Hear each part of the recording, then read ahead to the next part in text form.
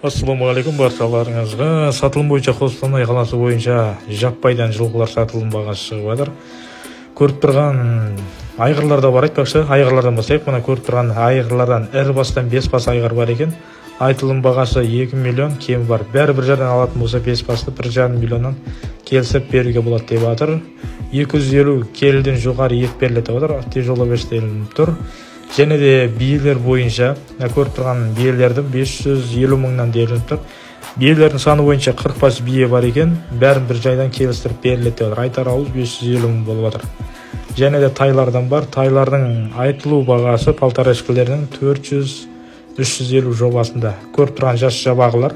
Жабағылардың бағалары кішігірімнен көріп тұр. Бұлардың бағалары 250 мыңнан делініп тұр. Оңды кемі бар делініп тұр. Жабағыдан 30 бас жабағы бар екен, кіші жабағылардан. Осындай сатылым бағалардан шығарылып жатыр. Алам деген жандар болатын болса, хабарлассаңыздар болады. Биелер бойынша мына көріп тұрғандарыңыз 550 мың делініп тұрған осы биелер. Көріп тұрған қара бие бар, және де алыш бар, және де осы бір ақ биелер көрініп, делініп жатқандар.